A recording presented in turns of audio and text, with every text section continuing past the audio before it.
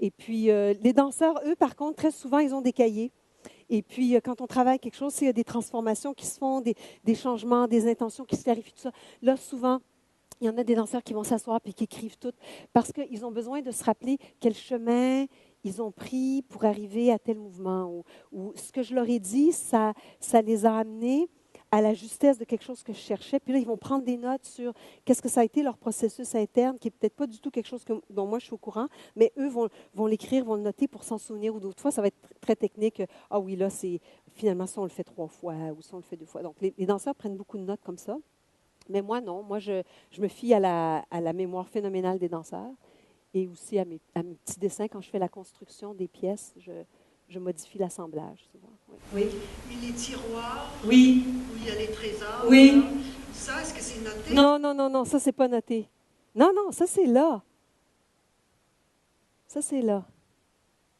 C'est pas noté. Ça c'est la vie. Tu sais, tu vis, puis un tiroir s'ouvre et se remplit. Des fois, j'ai l'impression que les tiroirs, ils s'ouvrent comme ça, ils respirent un peu, puis ils se referment. Puis ils s'ouvrent, ils respirent, ils se referment. J'ai vraiment l'impression que ça ressemble à ça. Ouais. Non, ça, j'en prends pas note. Non, non, non, non, non. Je suis beaucoup plus intuitive que ça. J'arrive en création. Pour moi, ce qui est important quand j'arrive au premier jour d'une création, c'est de sentir l'urgence de créer. Quoi? On s'en fout. L'important, c'est l'urgence.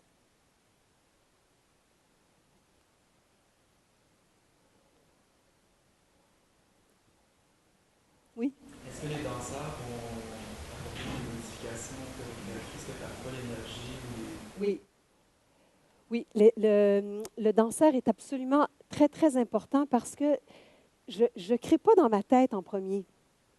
Je crée dans le corps du danseur, des danseurs.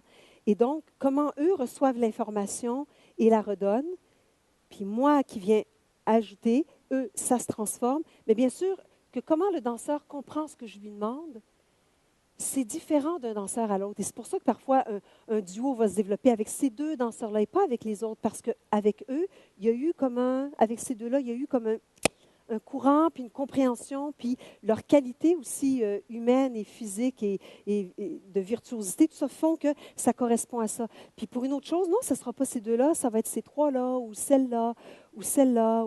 Tu sais, donc, c'est comme s'il y avait une mer de possibilités, mais qui est incarnée par une dizaine de danseurs. Puis dans ces 10 danseurs-là, je me débrouille, mais c'est plus que c'est se débrouiller de façon majestueuse, parce que c'est des danseurs absolument extraordinaires. Mais c'est sûr qu'on pourrait imaginer qu'une pièce pourrait être tout à fait différente si, s'il y avait eu un nouveau danseur extraordinaire qui avait été là il y a 10 ans, mettons, à la création ou il y a 15 ans à la création du sacre. Il se peut que dans le sacre du printemps, il y aurait un petit moment chorégraphique qui serait différent parce que tel autre danseur aurait été là. Et je l'aurais vu quand je demandais de faire une ondulation de la colonne vertébrale, faire telle chose, puis j'aurais dit, garde ça, viens ici, ça, on va le faire là, à ce moment-là. Donc oui, bien sûr, je crée vraiment avec c'est vraiment, je ne crée pas d'avance. Je ne crée pas d'avance, puis j'arrive dans le studio, puis je dis, là, on fait ça, on fait ça, on fait ça. Non, non, non, non. J'ai trop de plaisir, mais c'est des danseurs extraordinaires, donc j'ai trop de plaisir à créer à travers eux. C'est vraiment comme si, quand je suis passée de soliste à chorégraphe pour une dizaine de danseurs, j'avais vraiment l'impression qu'au lieu d'avoir un corps, j'en avais 10 ou 7. Tu sais, que j'étais libérée là, des limites de celui-là, puis que j'avais, waouh, tchou, tchou, tchou, tu sais, tous ces corps-là, mais pas juste ces corps-là, ces intelligences-là, ces sensibilités-là, ces interprètes-là, tout ça. Ouais. Ouais. Oui. Quand je suis venue à la conférence sur Les trous du ciel? les préludes, Oui, les 24 préludes de Chopin. vous aviez dit que vous laissez toujours un moment de liberté aux danseurs. Dans la chorégraphie, oui. Dans la chorégraphie. Oui. Est-ce que c'est le cas ici? Oui, oui, sûrement. Oui, par exemple, dans les sections qu'on appelle le chaos, alors les danseurs doivent faire des étirements de telle façon, des splash. Mettons, il faut, exemple très précis, là, mettons, il faut qu'ils fassent skew.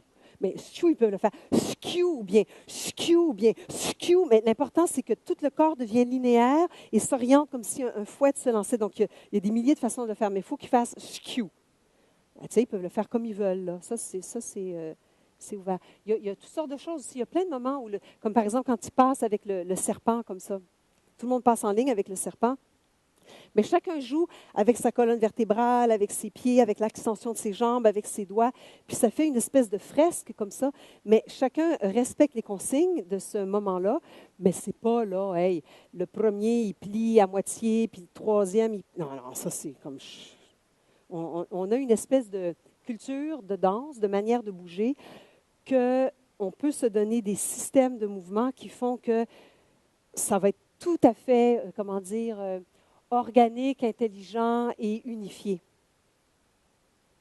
C'est beaucoup de travail, c'est une autre façon de travailler. Ouais. Donc, il y a des moments comme ça. Ouais.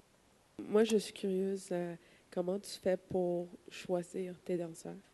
Ah, c'est un...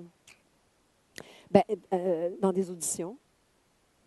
Et puis là, des fois, il y en a une centaine qui viennent. Et puis là, on élimine, on élimine, on élimine, on élimine, on élimine. Puis au bout de 3-4 heures, il y en reste 5, 6. Et puis là, le lendemain, on les revoit. Puis là, on leur donne toutes sortes de mouvements qui appartiennent au répertoire. Puis là, on voit leur... Parce que c'est sûr qu'en premier, on cherche un danseur qui a déjà une grande intelligence et une grande virtuosité. On cherche ça à la base. Puis après, on veut savoir s'ils sont capables de s'adapter, de vite apprendre. Parce que tous les danseurs sont différents, mais en même temps, il faut qu'ils soient capables d'apprendre des dynamiques, d'apprendre des façons de bouger, d'apprendre des façons du regard, des façons de la colonne, des façons du souffle.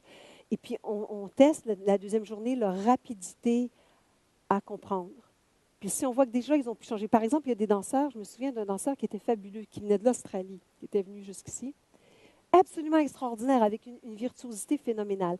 Mais, puis aussi une belle âme, là. Mais il y avait un port de tête, ballet classique. Et même le lendemain, quand j'ai essayé de lui faire toutes sortes de mouvements pour lui faire bouger l'atlas, il n'y arrivait pas. Non, je ne l'ai pas pris. Même si c'était probablement le danseur le plus fort de toute la gang, je ne l'ai pas pris. Parce que j'ai besoin d'un danseur aussi qui va être capable d'être plastique, puis d'être intelligent là-dedans aussi.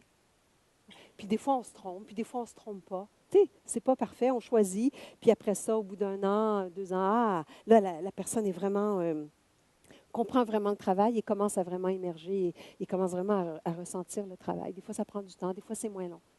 En général, on pourrait dire un bon 2 ans, là, au moins. Mais j'ai vu des danseurs, des fois, comme Manuel Rock, ils rentrent ici, puis 3 mois après, bang, c'est tout là. Plus ça va, je trouve, plus ça va rapidement. Alors, je ne sais pas si c'est parce qu'on a une plus grande réputation, on attire des meilleurs danseurs et puis donc des gens qui sont plus aptes. Je ne sais pas. Mais je remarque ça, on dirait que ça va plus vite ou peut-être qu'on sait mieux le communiquer. Ou peut-être que aussi la culture, justement, que j'appelle notre culture du mouvement est beaucoup plus évoluée, donc ça s'imprègne beaucoup plus rapidement chez les autres danseurs. Alors, je déclare la conférence terminée pour aujourd'hui. Merci tout le monde.